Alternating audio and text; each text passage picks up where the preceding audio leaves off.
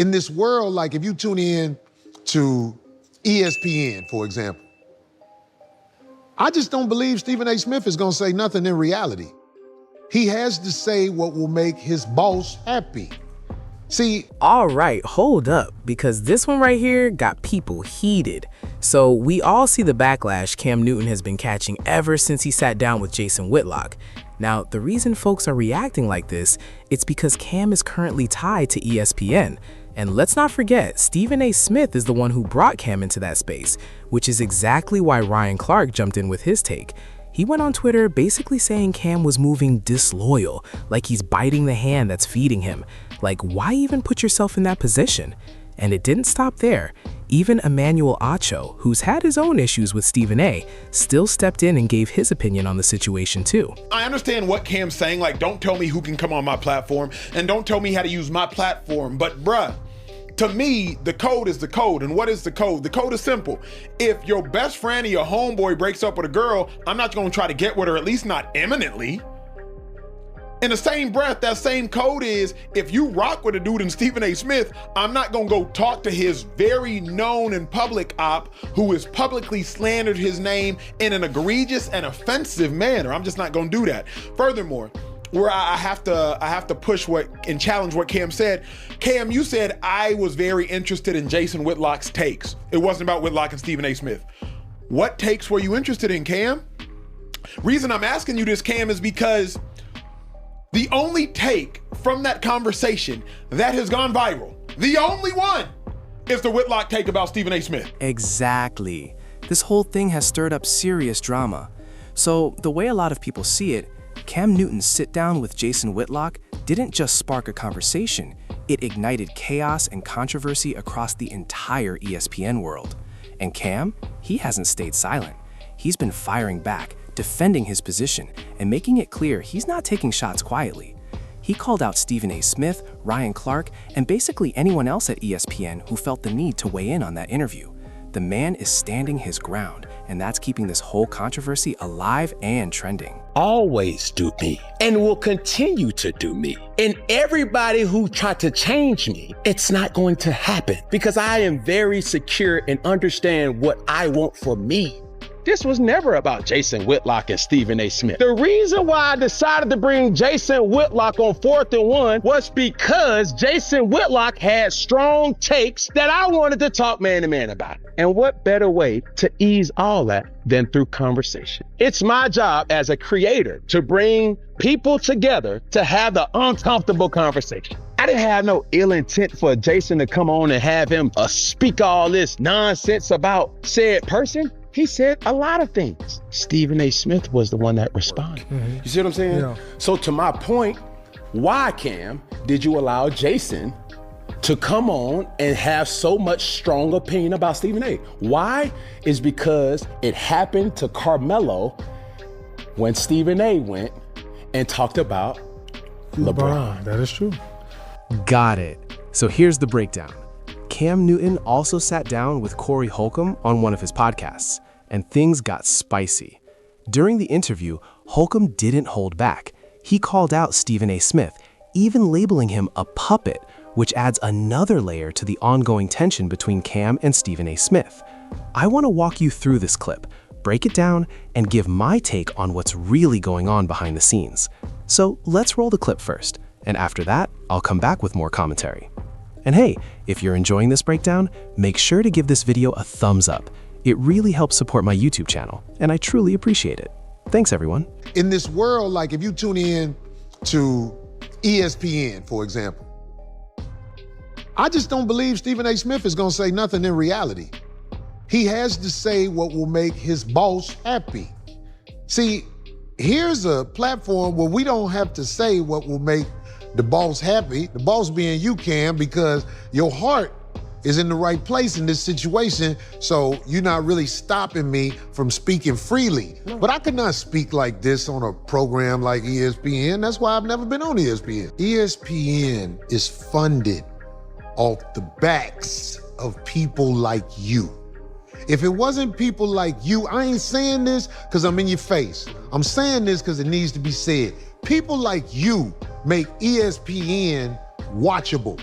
If it wasn't people like you that they can capture and play on video, nobody will watch it. ESPN is funded off the backs of the people who don't really get what they supposed to get. The people who rich off ESPN are not the people who are creating the content on ESPN. We are the creators of all things people want to watch and see. I'm saying guys like us who stand out. Them people who get the big checks, garbage motherfuckers, spoiled kids. You know who they are. They have the power to shift people's thinking. They call it propaganda, okay? So when you have things like words like nepotism, or you have words like sexism, there's a lot of truth behind that.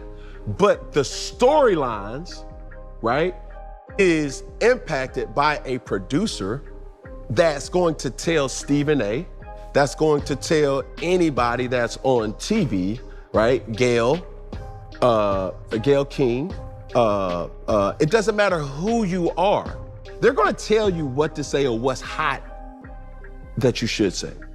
Now, if you go outside of that and you say certain things that you personally believe in, and it may be the truth, you're gonna have to recant that if it offends the sponsors or the people who are paying the money. Go ahead. Well, you will recant it if you still want to be in that business. But there are some things that have happened on television, magical moments where people just stand on what's right. One day, Kenny Smith walked off the set on ESPN. I mean, on TNT. Yes, sir. You know what I'm talking about? Yes, sir. When the Can't Breathe, or it was a movement, right? See, even though you get programmed, you still have a heart. Kenny Smith showed he had a heart because he couldn't take it another second with them acting like this isn't serious. This is real. And I can't smile it off no more. And I remember when he did that because I was worried about him because I thought they wasn't gonna have him back. Because if you stand up for what's right, you are not part of the programming of television in most situations. So what I'm saying is, Brother Cam, when you talk about things, like I said something about abortion earlier. Yes, sir. And I said some things about the Bible earlier. Trust me when I tell you there's beauty in the dark. The stuff that people think you're not supposed to say, you really, listen, you are supposed to say certain things because if you don't talk about it, the people will be programmed into thinking it's wrong to talk about it. There's nothing wrong talking about my interpretation of the Bible. There's nothing wrong talking about aborting babies. There's nothing wrong talking about it. It's just you're programmed to think, ooh, he said that. I didn't do anything wrong. I just talk about it. And there's a lot of people who want to hear about it. And you want me to tell you how I know that's true? Because I'm able to eat without being on any of those major media platforms that are out there. A lot of people want to hear about it. More people should hear about it. They should hear the point of view from people who have the courage to stay in the dark without the bank account that comes with working for those platforms, because those platforms, you can make a decent amount of money, as Stephen A. brags about all the time. He rich, but he broke. You rich, but you broke. Let me tell you why, brother. Because you know most of the stuff you say is what your boss wants you to say. They used to have a difficult way of getting that out there with certain reporters. But when they got us saying the dirt, when they got us talking about each other, this is how they get away with it. And if you ask me, Stephen A. leads the charge of us talking about us. That's just my opinion. Exactly. So most of you already know the back and forth that's been going on between Corey Holcomb and Stephen A. Smith. Corey has been calling out Stephen A. Smith consistently on his 5150 podcast, criticizing his takes and calling him out directly. And of course, Stephen A. Smith hasn't stayed quiet. He's responded here and there, even taking shots at Corey Holcomb on ESPN itself. This ongoing exchange has really turned into one of those beefs that everyone in the sports media world is watching closely. So know, there's certain things that I want to address. You know what? People run their mouths and they talk a lot of stuff with their podcasts and all of this other stuff. Yeah, I got a television show, but I got a podcast too. I hear all of y'all. I hear y'all. I would have been one of them guests that he have on there. I would have been one of them guests he have on there. But I speak my mind when he do fuck shit. So of course he distanced himself from me. And when he saw me in public, Corey, all that like that, what the shit when motherfuckers talk about I was scared? Nigga, I ain't never scared, man. I'm smart. You think if I saw Stephen A. Smith and we was somewhere it was just me and him, do you think Stephen A. Smith would have the same energy? No. Oh, I'll be like, look, man, that whole ass you do to make the motherfucking people look bad is foul. Stephen A. Smith played a game because he had niggas with him. I had niggas with me. He was bold enough to pull it and act like it's all good.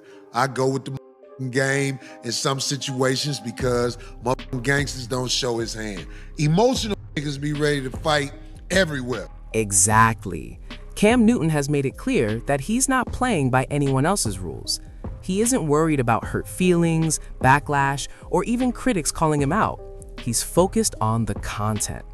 That's why he'll have people on his show who have criticized him, slandered him, or challenged him, because he sees the value in the conversation and the IP it creates. Cam's mindset is all about owning the controversy, getting people to sit down and talk it out, and letting whatever comes from it play out naturally. When he responded to Ryan Clark, he made it crystal clear. This is my show. I run it my way. If you don't like it, don't watch. So that's the big takeaway today. Cam Newton isn't letting ESPN, relationships, or outside opinions dictate his content. He's doing what he feels is right for his platform. Now, I want to hear from you. What do you think about Cam bringing Corey Holcomb, another critic of Stephen A. Smith, onto his show? Drop your thoughts in the comments below. Smash that like button, hit subscribe, and stay tuned for the next update. Peace.